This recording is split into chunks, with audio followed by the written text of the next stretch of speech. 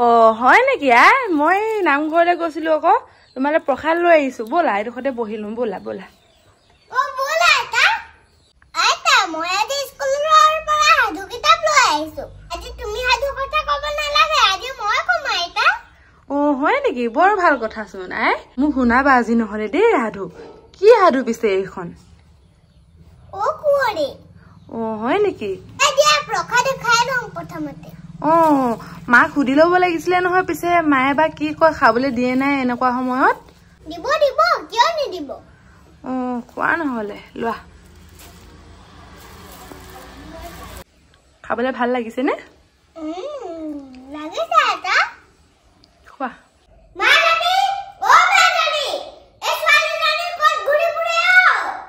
মেগীখিনি ঠাণ্ডা হ'ব এতিয়া ক'ত গুচি গ'ল নহয় ইয়াত বুঢ়ী লগত লেকচাৰ দি আছে এই বুঢ়ীয়ে ছোৱালীজনীক বেয়া কৰি হেক কৰি দিলে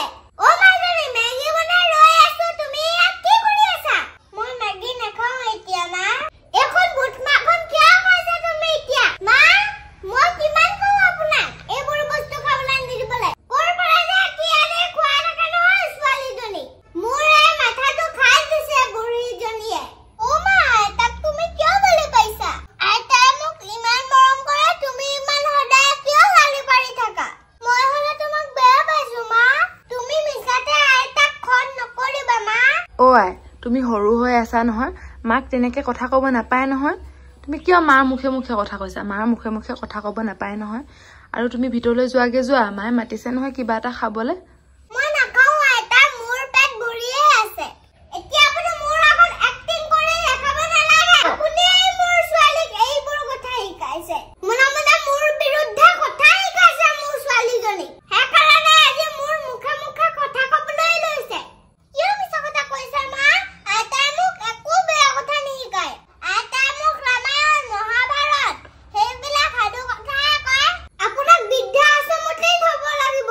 আজি ইহঁতৰ দেউতাক আহিলক ৰ'ব কাম বন নাই বুঢ়ীৰ ঘৰত শুই বহি খাই খাই এইবোৰ কৰিবলৈ আহিছে মাৰে তুফান আহা ভিতৰলৈ ৰ'বাচোন মই এটা সাধু পঢ়ি শুনাই লওঁ তাৰপিছত যাম বাৰু ভিতৰলৈ আইতা তোমাক বাৰু আমাৰ মায়ে কিয় বেয়া পায় কি কৈছা এইবোৰ মায়ে বেয়া নাপায় নহয় মোক তুমি এতিয়া পঢ়িব লাগে কিবা কিবি খাব লাগে সেইকাৰণেহে মায়ে এনেকে কৈছে তুমি যোৱা ভিতৰলৈ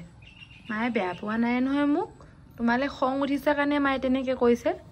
নহয় আইতা মায়ে তোমাক সদায় গালি পাৰি থকা শুনো মই তুমি এতিয়া বহুত সৰু হৈ আছা তুমি এইবোৰ কথা ক'বলৈ বয়স হোৱা নাই তুমি এইবোৰ কথাত গুৰুত্ব নিদিবা তুমি খেলা ধূলা পঢ়া শুনা সেইবোৰত গুৰুত্ব দিবা দেই ঠিক আছে আইতা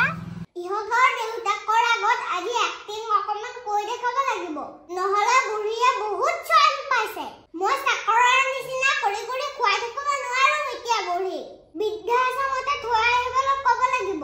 বুঢ়ীৰ কথা শুনি মোক ছোৱালীজনীয়ে দেখিব নোৱাৰা হৈছে কিবা উপায় কৰি বুঢ়ীক খেদিব লাগিব মা লৈয়ে ফোন এটা কৰি কিবা উপায় এটা বিচাৰো মা মই বুঢ়ীৰ পৰা অশান্তিত মৰিছো কিবা এটা উপায় দিয়া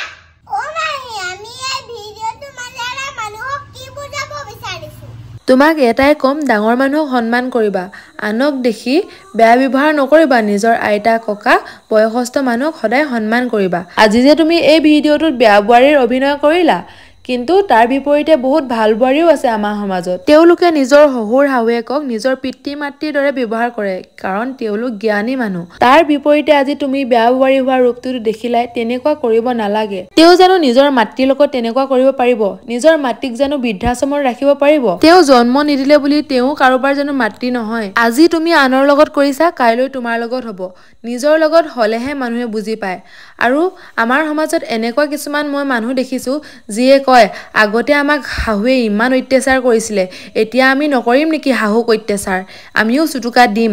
কিন্তু হেতু কথা নহয় তেওঁলোক অশিক্ষিত হ'ব পাৰে আগৰ দিনৰ মানুহবোৰ ইমান শিক্ষিত নহয় সেইভাবে বুজি নাপায় আনক দেখি কিবা এটা কৰে কিন্তু মাতৃ বুলি ক্ষমা কৰি দিব নোৱাৰেনে যদি তুমিও অত্যাচাৰ কৰা তোমাৰ আৰু শাহুৰ মাজত কি পাৰ্থক্য থাকিব কোৱাচোন আমাৰ সমাজত এনেকুৱা কিছুমান পুৰুষ আছে যিয়ে নিজৰ পত্নীয়ে মাতৃক ইমান অত্যাচাৰ কৰি থকা গম পায়ো মাতৃৰ গাতহে দুখ দিয়ে পত্নীৰ কথা শুনি পাহৰি যায় তেওঁলোকক যে কিমান কষ্ট কৰি ডাঙৰ কৰিছিল সেইগৰাকী মাতৃয়ে। মই কোৱা নাই কেৱল যে বোৱাৰীয়ে অত্যাচাৰী থাকে, শাহু অত্যাচাৰী থাকে, কিন্তু সলনি হ'বলৈ হ'ল। মানুহৰ জীৱন দুদিনীয়া, সেই দুদিনীয়া জীৱনতে যদি এনেকুৱা কৰি থাকে কি হ'ব কওকচোন। এতিয়া বহুত মানুহে গালি পাৰিবলৈ আহিব, কি জ্ঞান দিবলৈ আহিছ, কাম বন নাই এনেকে ক'বলৈ আহিব, কিন্তু যিখিনি উপলব্ধি কৰিছো কৈছো মানে। আৰু আমাৰ ৰাজলক্ষ্মীয়ে চিৰিয়েলবোৰ চাই থাকে যে এইবোৰ কথা চব দেখি আছে, তাইৰ কাৰণে এইটো একো নতুন কথা নহয়।